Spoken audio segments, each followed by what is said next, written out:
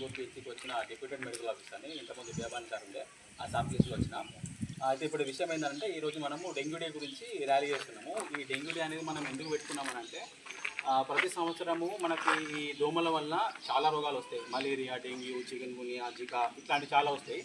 అయితే ఈ దోమకాటు వల్ల ఇట్లాంటి వైరస్లు మన లోపల వ్యాపించి మనల్ని అనారోగ్యానికి గురి చేస్తున్నాయి. ఇంకా కొన్ని చోట్ల కొన్ని ప్లేస్లలో అయితే కొంతమంది చనిపోతున్నారు కూడా. ఎప్పుడు వాళ్ళకి సరైన టైంలో ట్రీట్మెంట్ దొరకనప్పుడు వాళ్ళు చనిపోతున్నారు. అందుకోసం దాంట్లో ఇది డెంగ్యూ డే అనేది ఒకటే. ఈరోజు మేమేం చేస్తామనంటే డెంగ్యూ అనేది ఏంటిది, డెంగ్యూ దాని లక్షణాలు ఏంటి, డెంగ్యూ దేనివల్ల వస్తుంది, అది వస్తే మీరు ఎవరిని సంప్రదించాలి, ఎట్లాంటి ట్రీట్మెంట్ తీసుకోవాలనేది మేము అది చూసుకుంటాము. ఎవరిని సంప్రదించాలనేది మాత్రం మీరు తెలుసుకోవాలి. ఇట్లాంటి అవగాహన కార్యక్రమం కోసం మనం ఈరోజు ఇది డెంగ్యూ డే అని పెట్టుకున్నాము.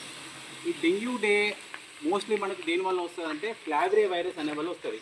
ఈ వైరస్ దోమ లోపల ఎప్పుడైతే ప్రవేశిస్తుందో, ఎడిస్ ఈజిప్టై అనే ఒక దోమ లోపల ఎప్పుడైతే ప్రవేశిస్తుందో అది అట్లా ఇన్ఫెక్టెడ్ దోమ మనల్ని కుట్టడం వల్ల మనకి వస్తుంది. మెయిన్ రీజన్ ఏంటి, ఫ్లావిరియా వైరస్ కాదు, మనకు దోమ వల్ల వస్తుంది. కాబట్టి మనం దోమని మన దగ్గర లేకుండా చూసుకోవాలి. దోమలు ఎట్లా వస్తాయి, పరిసరాలు పరిశుభ్రంగా ఉంచుకోకపోవడం వల్ల, ఎక్కడ పడితే అక్కడ నీళ్లు ఉండడం వల్ల ఖచ్చితంగా దోమలు అనేవి ఫామ్ అవుతాయి. మనం దానికి ఇప్పుడు ఏం చేస్తున్నాం, ఇప్పుడు ఎండాకాలం అయిపోతుంది, ఇప్పుడు వర్షాకాలం స్టార్ట్ అవుతుంది. కాబట్టి మన వంతు, మీ వంతు సహాయంగా మీరేం చేయాలంటే మీ పరిసరాలలో వాటర్ లేకుండా చూసుకోవాలి.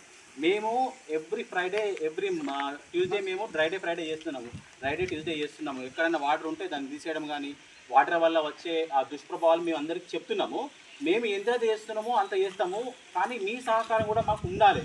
మీరు కూడా ఇది మన పని, ఇది మా పని, ఇది మా ఆరోగ్యం అని అనుకున్నప్పుడే ఏ ప్రోగ్రామ్ అయినా సక్సెస్ అవుతుంది.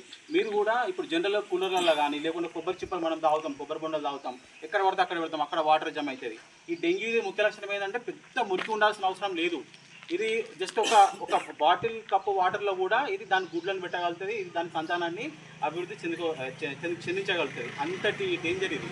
సో మనము ఎక్కడ కూడా వాటర్ లేకుండా చూసుకోవాలి. ఇంకా గడ్డి ఇట్లాంటి ఏం లేకుండా చూసుకోవాలి. ముఖ్యంగా మన ఇంట్లో కూలర్లు ఉంటాయి చూసిరా, కూలర్లో ఒక 2-3 రోజుల కన్నా ఎక్కువ అది నిల్వ ఉంచకుండా చూసుకోవాలి. మన డబ్బాలు ఉంటాయి, మనకు అనవసరమైన వాటర్ని మొత్తం ఏం లేకుండా తీసేయాలి. అట్లా తీసేయడం వల్ల ఆ దోమలు గుడ్లు పెట్టకుండా మనం చేయగలుగుతాము. గుడ్లే లేనప్పుడు దోమలే కావు. దోమలే కానప్పుడు ఆ ఫ్లావిరియా వైరస్ ఏదైతే ఉందో మనకు డైరెక్ట్గా మనకు రాదు. అది ఓన్లీ త్రో ఎడిస్ ఈజిప్టై అనే దోమ వల్లనే వస్తుంది.